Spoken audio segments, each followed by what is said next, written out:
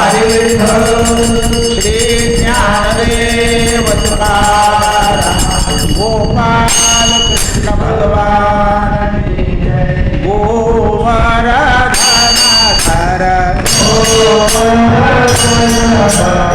गोपाल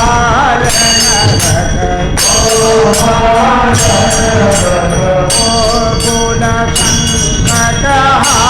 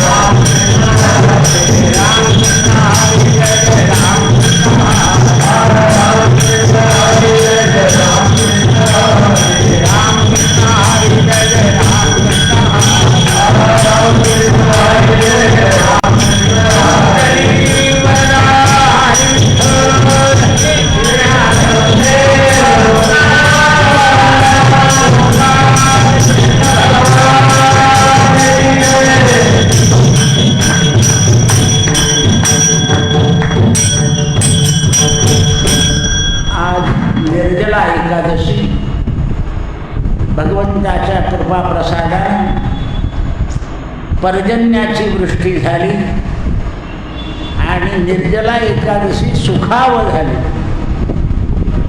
नाहीतर एवढ्या कडक उन्हामध्ये ही दुखावह झाली असती.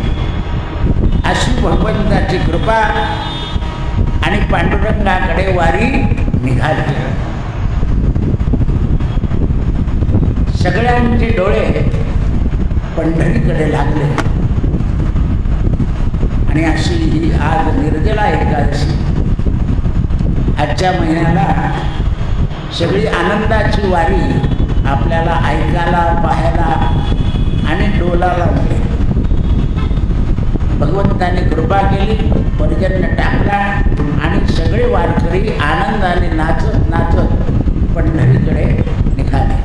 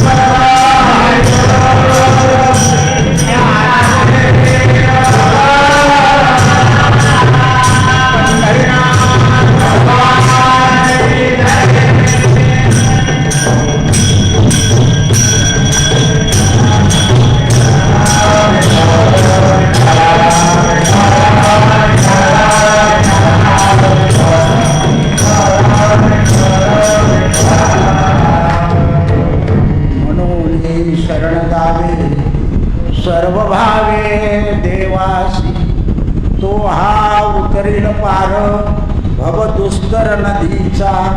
बहु आहे करुणावंत अनंत हे नाम घ्याचे.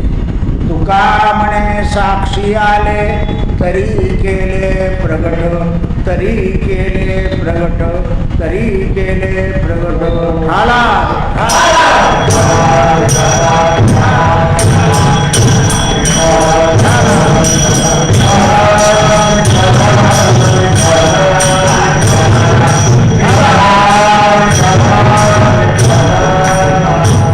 म्हणून शरण जावे सर्व भावे देवासी. अर्थ सरळ आहे.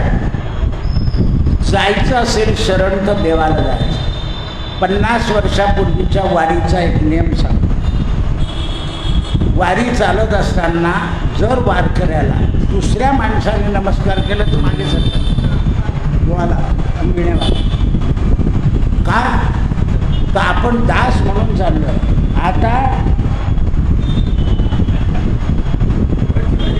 वारीला जाणारं राहिलंच नाही. नमस्कार घ्यायचे नाही. आम्ही दास.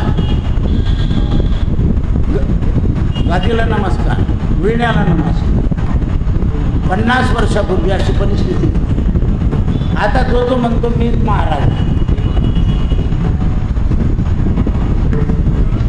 लक्षात ठेवा, आता दास व्हायची कोणाची तयारी नाही. आणि त्यामुळे त्यांच्याजवळ साक्ष येत नाही. कोणाची? देवाची.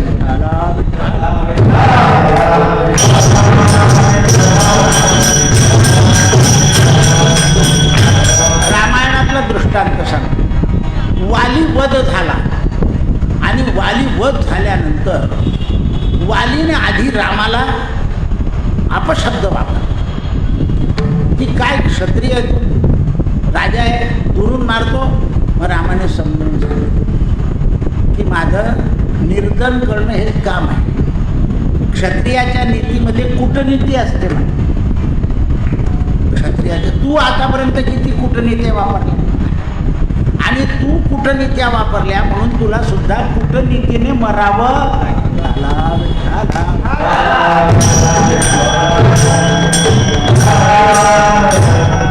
एवढंच वाक्य फक्त राम कडक बोलले रामाला. मग इतर कुठं रामायणाला सुद्धा बोलले नाही, पण वालीला बोलले. कारण वालीवर कृपा करायची. आणि वाली हा यमाचा अवतार होता आणि सुग्रीव हा सूर्याचा अवतार. यमाला कटाक्षाने शिकवायचं. वालीला आनंद झाला. राम बोलले आणि सांगितलं मी भाग्यवान आहे. म्हणजे कशावरून? तुमच्या समोर पडतो. म्हणजे माझ्या समोर मरून उपयोग नाही. तुझ्या मनामध्ये सुग्रीवाविषयी वैर आहे. वैर असताना मेल्यावर सद्गती नाही. बुद्धी सुधरवली आहे वाली. मग वाली ठिकाणावर आला आणि सुग्रीवाची माफी मागितली. म्हणे आता कसं होतं, आता बोल काय इच्छा आहे. तर आता त्यावेळेला तो वाली असं बोलू शकला असता की अंगदाला राजा करा. नाही, अंगदाला तुमचा दास करून घ्या. म्हणून रामाचं नाव पडलं अंगद पालक. हा, दास करा, राजा करा नाही. म्हणे का नाही तू राजा का नाही म्हणतो? राजा का नाही? म्हणे मी राजा झाल्यावर मदाने मारलो. माझा मुलगा मदाने माजायला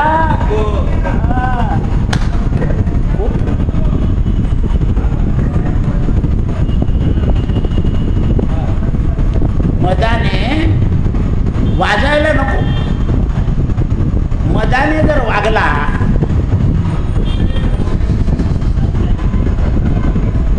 मदाने जर वागला तर त्याची दुर्गती होईल. म्हणजे वाली अंतकाळी सर्व भावे देवाचा दास झाला आणि शरण गेला.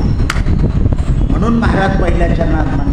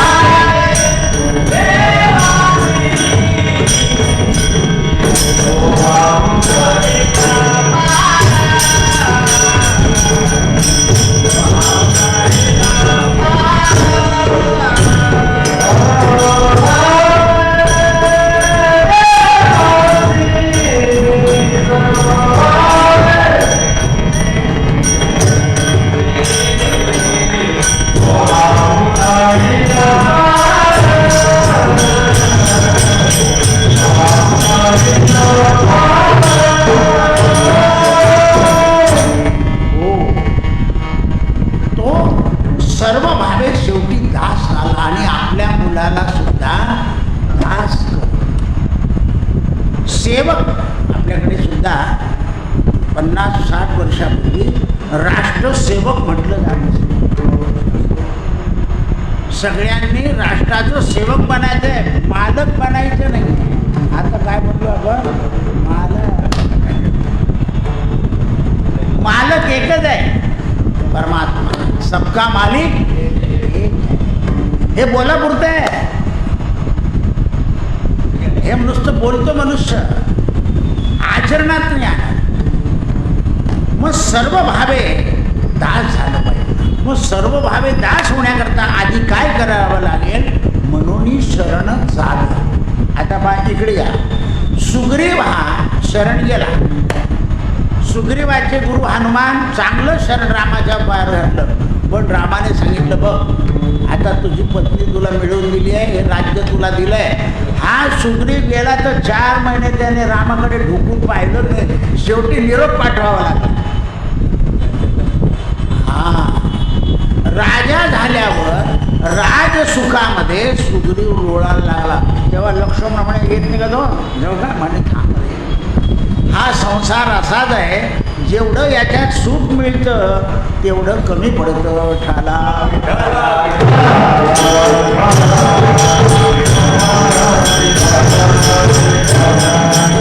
सासू म्हातारी झाली, सासरा म्हातारा झाला. सुनेला काय सांगतात, बेटा भांडेवाली धुण्यावाली लावून घे बरं, तुला खूप काम पडतं. ही भांडेवाली धुणेवाली लावल्यानंतर घर पुसायला बी झाडाला बी तेला लावतात, मग पुढे धरून बस. हे असं एवढं तरी काम आपण केलं. आपण जितकं स्वच्छ करू तितकं नौकर करणार. लक्षात ठेवून आपण असं फसतो. आणि मग शरीर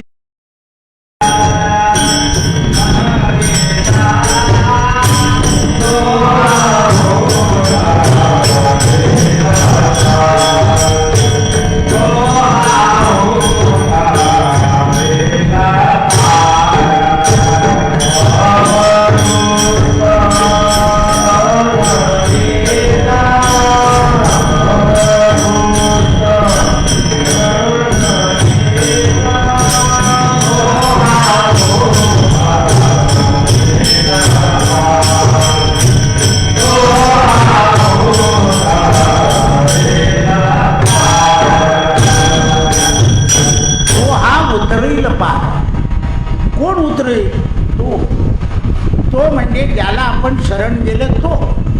याचं उदाहरण रामायण.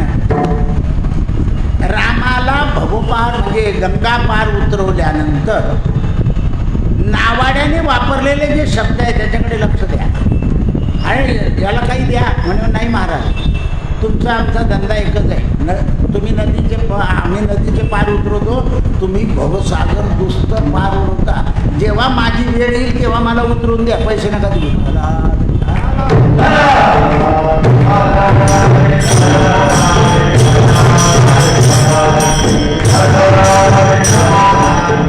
त्याचं कारण असं आहे की त्या नावाड्याचा म्हणजे सगळ्या रामायणामध्ये तुलसी रामायणाने जे लिहिलंय त्या नावाड्याला ते बाकीच्यांनी कोणी लिहिलं. तुलसीदास म्हणतात याचा नेम असा होता, गरीब असो अनाथ असो किंवा संत असो याच्याकडून पैसा घ्यायचा नाही. हा नेम होता म्हणून तो सर्व भावे दास झालेला होता. म्हणून त्याच्याच नावेत बसला. आणि याचाच नंबर होता त्या दिवशी पहिला करायचा. विचारलं कोणी नाही म्हणे, ज्याचा नंबर आहे तोच नाही. म्हणजे भाग्य उदय केव्हा आलं, जेव्हा शरण गेले त्यावेळेला. आणि राम बसल्यावर तर काय आनंद नव्हता. पाय धुवून घेतले, तीर्थ घेतलं. तुलसीदास म्हणतात तो गरीब होता म्हणे, त्याच्या घरी भाकरी करायची ती काष्टाची हे होती पाटी, परात, लाकडाची परात असायची पूर्वी. त्या लाकडाची परात घेतली पाय धुवायला. संध्या पात्रात कोणाचेच पाय धुवायचे नसतं म्हणून परात घ्यायची आपल्याकडे सुद्धा, गंगाळ घ्यायचं. तर त्या परातीत का धुतले त्याला विचारलं, तर हे काष्टात रोज भाकरी होईल तर रामाच्या पायाची भाकरी मिळेल. काय भाव आहे, भाव पहा. देवाला नुसतं नमस्कार करून शरण जाता येत नाही. तर जसा जसा भाव वळी आकळे एरविना आकळे,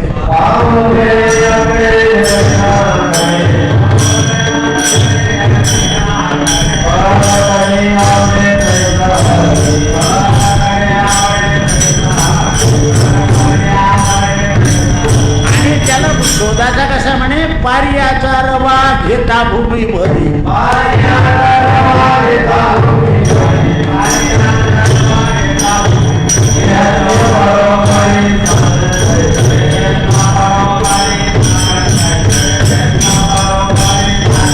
जमिनीवर पडलेला पारा उचलायचा आहे, कापूस लावा लागतो, उचलावा लागतो, म्हणजे मोठं सावध राहून नाही तर लगेच पडून जातो. तसं करायचं. याचा रवा घेता साधन. याने काय केलं म्हणे, याचा अनुभव मला ओंकारेश्वरला आला. एकदा आम्ही 15 ते 16 लोक गेलो. गेल्यानंतर तो नावाडी मला भेटला. ग्रहणाचा पर्व काळ होता. आमच्याबरोबर एक चौधरी म्हणून ग्रस्त होते. तो म्हणे काय घेशील काय घेशील, तर त्याने सरळ सांगितलं 2 रुपये शिक. तर हा ग्रस्त पांचट सारखा त्यांना बोलला, सगळ्या लोकांचे 2 रुपये घ्या. तर त्याने मान हलवून दिली. आता उतरल्यावर मी या माणसाला सांगतो की असा पांचटपणा करू नको. त्याने त्याच्या हातात 2 रुपये दिले. त्याने 2 रुपये घेतले लगेच असे जय नर्मदा मैया टाकून. मला दुसऱ्या नावाड्यांनी सांगितलं म्हणे महाराज तो कठीण आहे. तर या माणसाला सांगू काय, मी पैसे द्यायला गेलो तर त्याने माझे पायावर डोकं ठेवून गेलो की मी महाराज म्हणे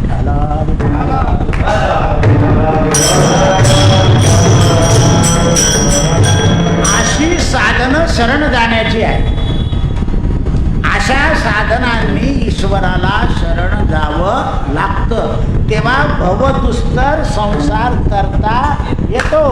नावाडी तरला, राज्याभिषेकाच्या वेळा बोलवला आणि सुवर्ण वस्त्र रामाने त्याच्या अंगावर घातलं. भारद्वाज ऋषीच्या आश्रमात नावाडी बाहेर उभा होता. भारद्वाज म्हणे अरे हा दे. म्हणे नाही मी नावाडी आहे. नाही तू राम सखाय बैस. रामाच्या पाठीमागे बसवलं भारद्वाजांनी. ठाला विठाला.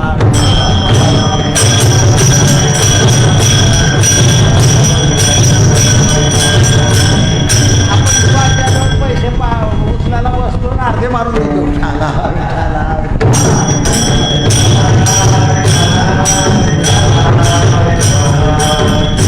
बऱ्याच लोक काजू बदाम ठेवताना हे जवळ बसणार आहे.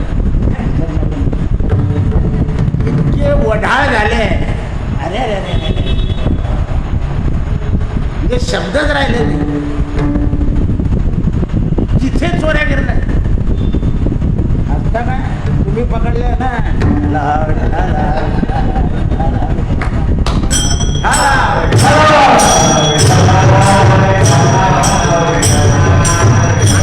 अशा लोकांना असं बसवलं पाहिजे ना. असं कीर्तन त्यांच्या डोक्यात टाकलं पाहिजे. नुसत्या आरळ्या मारून नाही होत की तुम्ही करता काय. तुम्हाला कळालं पाहिजे ते. आमच्याकडे एक वामन म्हणून दुकानावर होते. कापड दुकानावर कामाला. त्यांची सून रोज आपल्याकडे येते. पखवाज वाजवायला इतके तल्लीन होते. पखवाजाचा हा गोळा काढल्यानंतर त्या ग्रस्ताची क्रिया पाहायची. तो गोळा काढला की गोळा करायचा. सगळे म्हणे वामन बुवा तुम्ही त्या गोळ्याच्या का पायात पडता. हे अन्न आहे रे म्हणे. वा वा हा बुवाचा असा गायनाचार्य काय पंजाला नाम सप्तमध्ये तो गोळा काय वामन तुम्ही काय. अरे ते अन्न आहे रे. आणि तेही उतराणकराच्या बुवाच्या बरोबर पट्टीच्या गायन करा. हे कळायला पाहिजे की आपण सर्व भावे दास कसू. असं वागू तर दास हो. आपण जर वेडं वाकडं वागलो तर दास होता येणार. 40 वर्ष एक माणूस नोकरीनं टिकतो मालकाच्या घरी. याचा अर्थ काय, तो सर्व भावाने वागला म्हणून 40 वर्ष एका ठिकाणी. आपल्याला 1 महिन्यात 4 वेळा बदलावा लागला.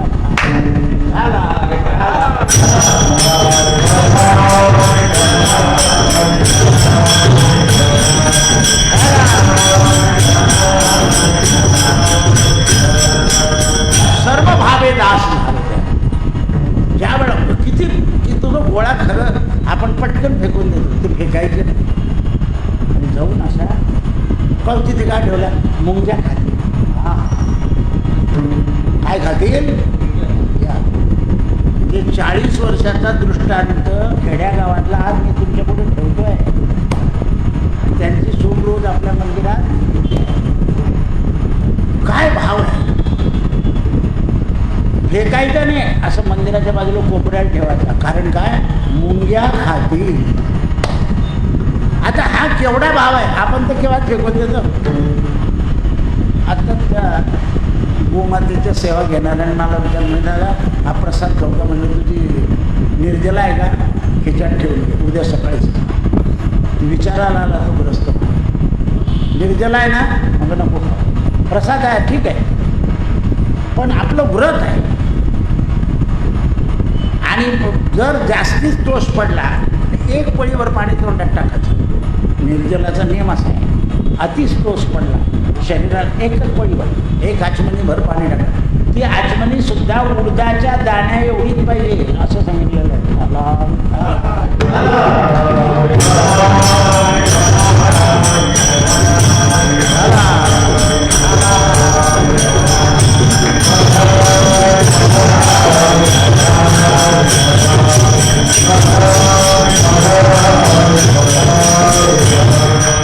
म्हणून असं जर झालं तर हा भवस्तुत्तर जो संसार आहे तो आपल्याला सहज, पण तो सहज कसा करेल तर अंतकाली या संसारातली एकही व्यक्ती, एकही वस्तू न आठवता फक्त भगवंत आठवतो.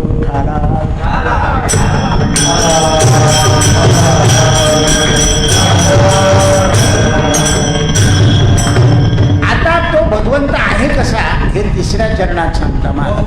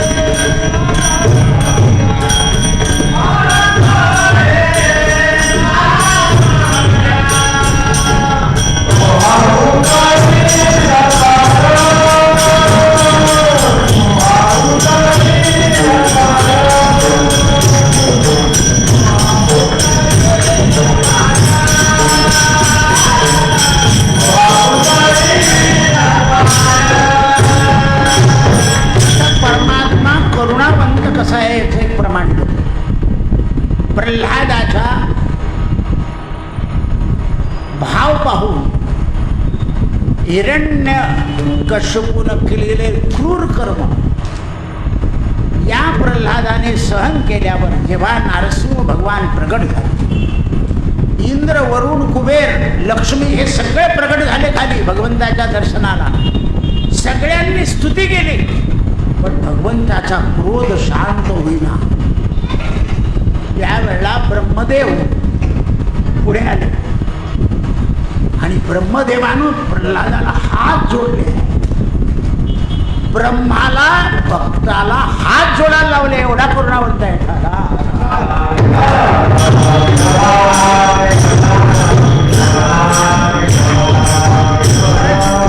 प्रल्हादाला ब्रह्म काय याची कल्पना नव्हती. फक्त सगळ्यांच्या तोंडून आपण सुद्धा ऐकलेलं आहे म्हणून ब्रह्म म्हणतो, पण आपल्याला कल्पना आली आहे का ब्रह्म काय म्हणून? ब्रह्म कळालं की माणूस कमी बोलतो, आपण वाचा फार बोलतो. म्हणून मावलेले होते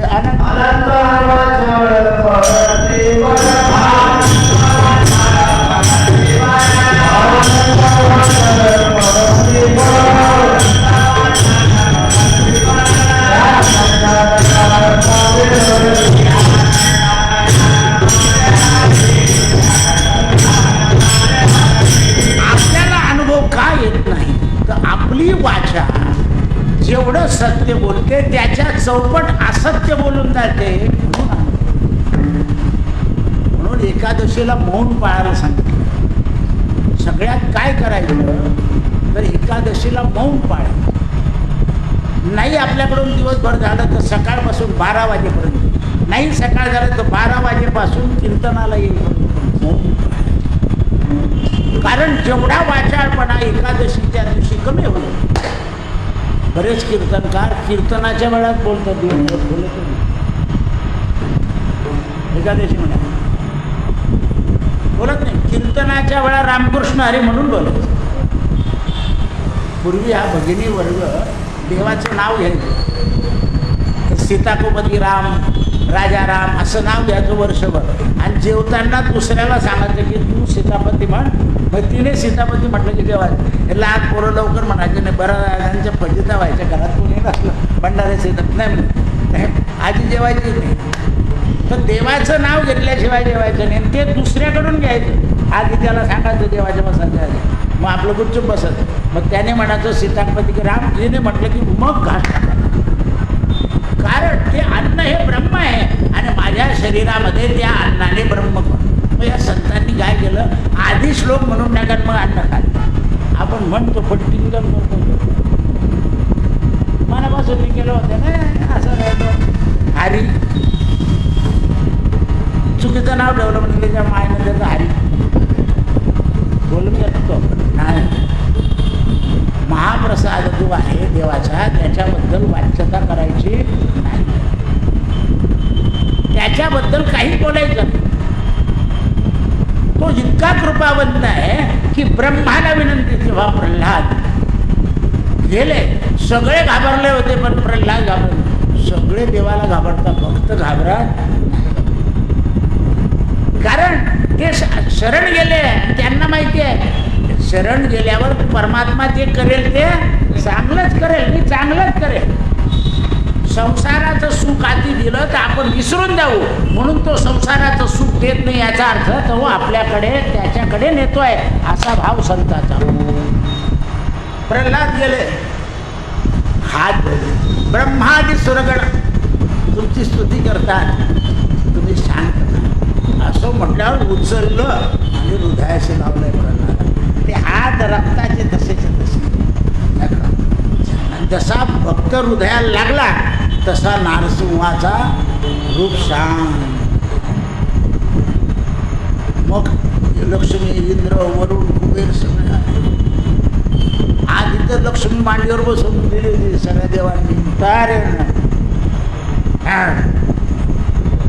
नारसिंह महासिंह ज्वालामाला नलोचना ग्रहान शेष खाद खाद अग्निलोचन. मी तुला प्रगट होण्याकरता खूप कष्ट दिले, मला क्षमा कर. एवढा कृपावंत बहु आहे कृपावंत, बहु आहे कृपावंत,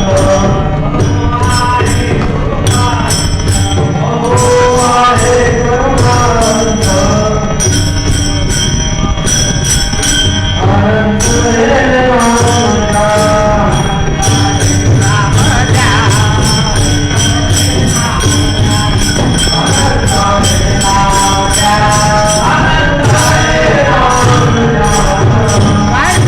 करुणावंताचं नाव आहे तर अनंत. म्हणून तुकाराम महाराज म्हणता अनंता, श्री अनंता. प्रार्थनेमध्ये फारच महत्व आहे. जेव्हा जेव्हा तुम्हाला दुःख होतं ना तेव्हा त्याला आळवा. श्री अनंता मधुसूदना, अगदी प्रेमानं आळवत जायचं त्याला. जेवढं आळवाल. आणि शिवचा शब्द आहे भवबंधनी, म्हणजे हा दुस्तर जो नदीचा मार्ग आहे, भवसागराचा मार्ग आहे, हा दुस्तर तरुण जाण्याकरता भगवंताच्या नामात जेवढा भाव मिळवाल, नामामध्ये जेवढा भाव मिळवत जायचा, भाव मिळवत गेला की नाम दुस्तर संसार दूर करतो. आणि शेवटच्या चरणात महाराज म्हणतात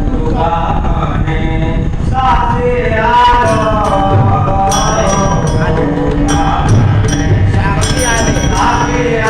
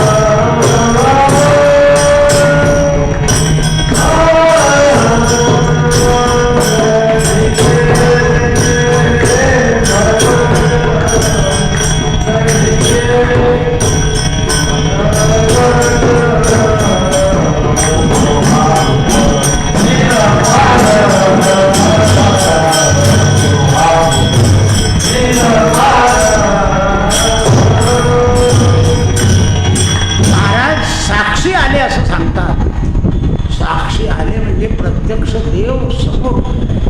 जसं प्रल्हादाला सुद्धा सांगितलं की तू 11,000 वर्ष राज्य कर. म्हणून देवा हा असा दुस्तर संसार आहे, हे राज्य करायचं म्हणजे काही सोपं आहे. आणि ते राक्षस कुळातलं पाताळात जावं लागेल. यांनी वरती थैमान मांडलं होतं बापांनी काकांनी, मला पाताळात जावं लागलं कारण राक्षसांचं राहणं पाताळात आहे. आताही राक्षस लोक पाताळात राहत नाही, भूमीवर राहतात, पण रात्री गोंधळ करतात. गल्लीमध्ये धुवून आत्ता झाली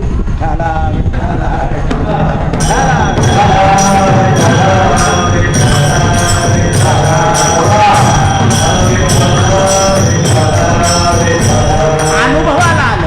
ध्रुवाला सुद्धा सांगितलं की राजा बन. म्हणे राजा बनल्यानंतर सगळं करावं लागतं. अरे म्हणे मी सांभाळेल. प्रल्हादाला आणि ध्रुवाला राजगादीवर बसल्यावर संपूर्ण 11,000 वर्ष राज्य करताना भागवत सांगतं भगवंताने त्यांच्याकडून करून घेतलं. म्हणजे राजाच्या बुद्धीमध्ये भगवान राहिले.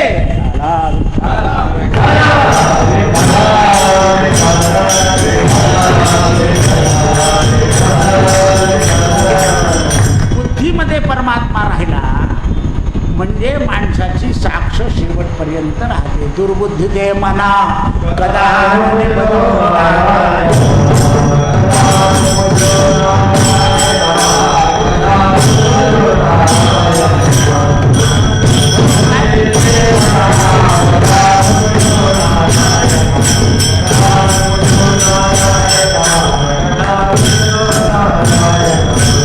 काय मागायचं असेल देवापाशी बस एवढंच मागा. कारण दुर्बुद्धी झाली नाही म्हणजे जगातलं संकट आपल्या पुढे उभं राहत. पहा तुम्ही आता ज्या वस्तू मिळत नाही ना ते दुसरे लोक काय करतात, नंबर लावून घेतात मग विकतात. ही काय झाली, पैसे कमवण्याची बुद्धी आहे पण बाकीच्यांची अडचण उभी करून देतो. आपला माल असेल त्याच्यावर पैसे कमवणं हा धर्म आहे, पण दुसऱ्याला चा माल घेऊन त्याला त्या लोकांना अडचणीत आणणं हा धर्म. ज्यांच्याकडे ट्रॅक्टरने ते मी कॅन लावून डिझेल करतो पकडले. हां असं आहे म्हणजे चांगले लोक अडचणीत आले कधी. हा अधर्म आहे.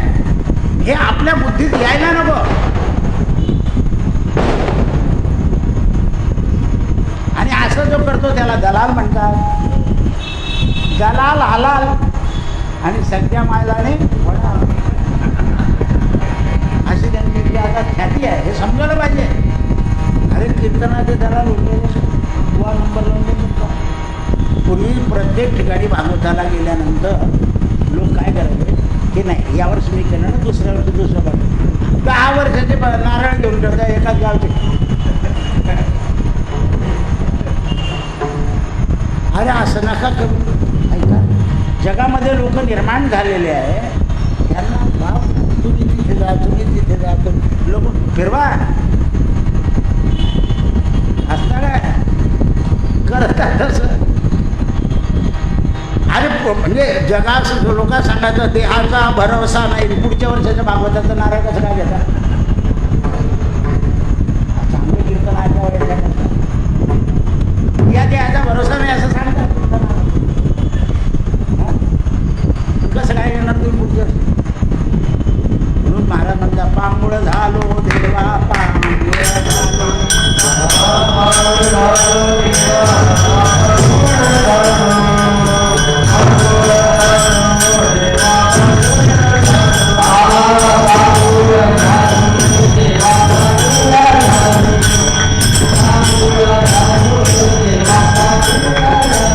इंद्रियाने नाही पांगुळ होतं, काम क्रोध लोभाने मनुष्य पांगुळ. अति कामी माणसाला पत्नी सुद्धा म्हणते अरे, अति लोभी माणसाला गाव म्हणतं काही त्याचं जात नाही. लोक जेव्हा का तुम्ही आले नाही पोट दुखत होतं, का तुम्ही आले नाही डोकं दुखत होतं, जात नाही. अति लोभी, अति कामी, अति क्रोधी. क्रोधी बाप मुलींना आवडत नाही, घरात आवडत नाही कोणाला. या षडरिपूमुळे आपण पांगुळ होऊन जातो. म्हणून महाराज म्हणतात तेव्हा पांगुळ झालो, कारण या षडरिपूने मला पांगुळ करून. कान सत्य ऐकायला तयार नाही होत, असत्य ऐकायला तयार होत, आणि सत्य कानाला ऐकू देत नाही. म्हणून महाराज सांगून गेले सत्य साच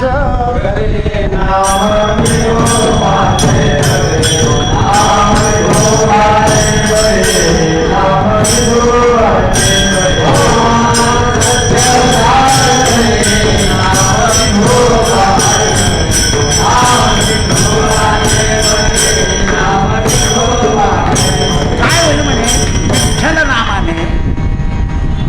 मागच्या वर्षी 2 वर्षापूर्वी डॉक्टर लोकांनी शोध लावला. आपली वारी निघते ना, त्या वारीच्या डॉक्टर लोकांचे कॅम्प असतात की हे लोक इतके थकलेले. डॉक्टर काही गोळ्या त्यांनी कशाला दादा बाबा नाही नाही वारी आहे माझी. आणि तिकून आल्यावर जेव्हा तपासताना परत आळम दिला तर टणटणीत दिसू. ते म्हणे काय थोडंसं औषध दिलं होतं म्हटलं, तर त्यांनी सांगितलं यार विठ्ठल शब्दामुळे हे टणटणीत होतं म्हणे.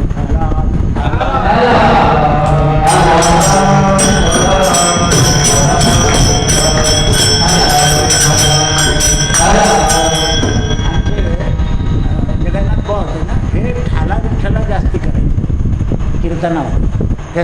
त्यांना हे बाकीचे बघायला विठ्ठल विठ्ठल करतात. अरे त्याच्या शब्दाने आपले उच्चार नीट होता, विठ्ठल शब्दाने. म्हणून करायचे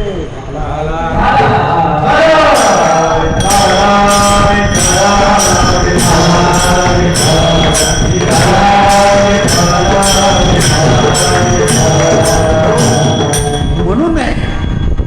जसं कडू औषधाबरोबर मध गेलं की ते पचनी पडतं, तसं हे विठ्ठलाचं नाम आणि श्रवण केलं तर ते पचनी पडतं. म्हणून विठ्ठला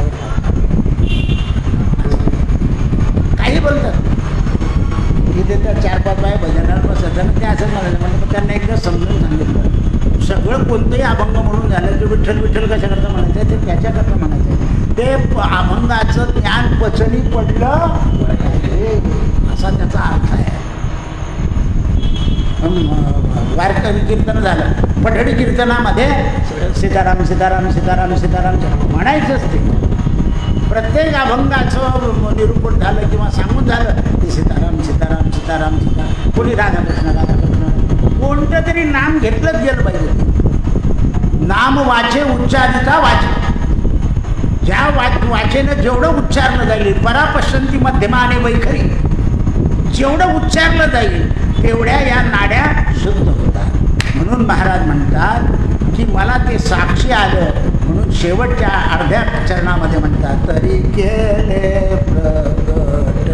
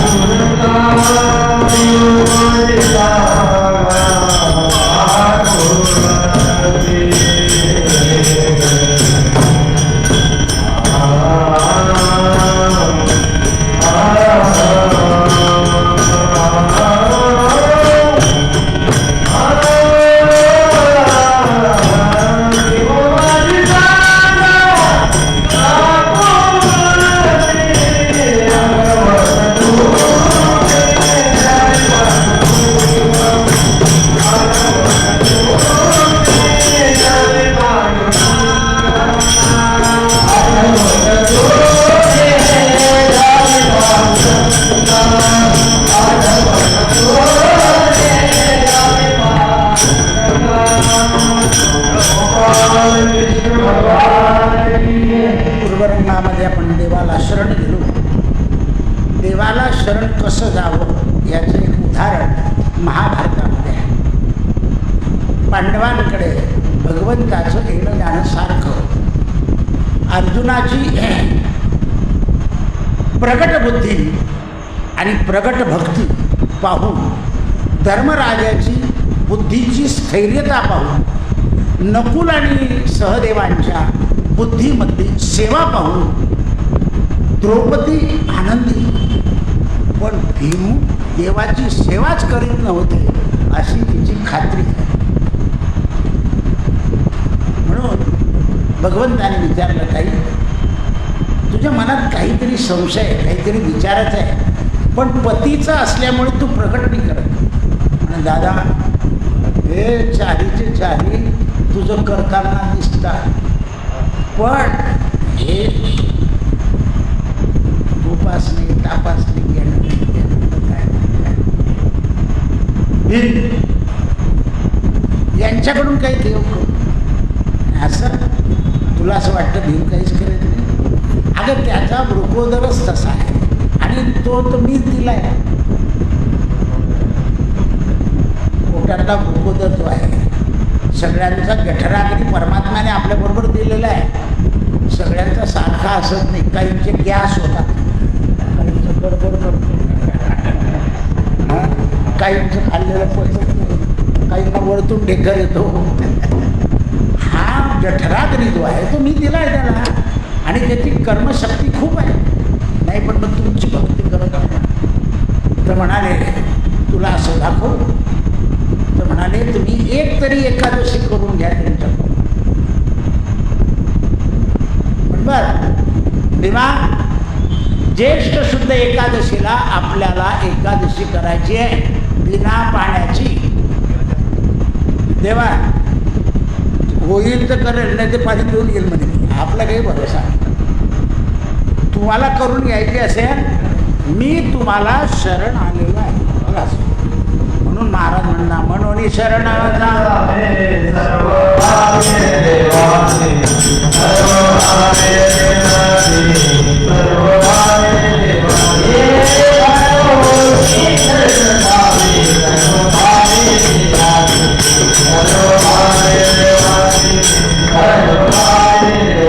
मला काही माहिती, मी शरण आलोय.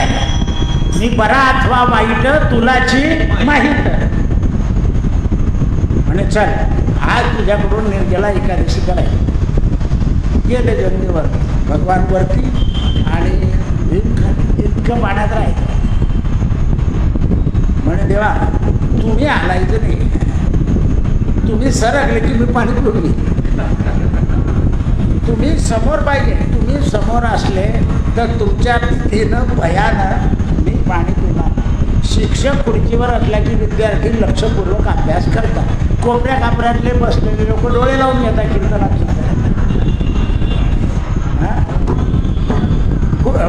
खाली बसता येत नाही खुर्चीवर बसता आणि बसले ते थट.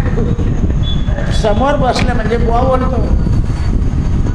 तर याकरता तुम्ही समोर राहायचे. भगवान तटस्थ एक पाण्यामध्ये झाली एकादशी सुरू. मी नाव घेऊ काही घेणार नाही, फक्त तुमच्याकडे पाहिजे. आणि तेही टक लावून तुम्ही आलायचं नाही. त्याला स्थितप्रज्ञ जो सांगतो त्याला भीमानं स्थितप्रज्ञ केलाय. बाकी द्रौपदी पाहतो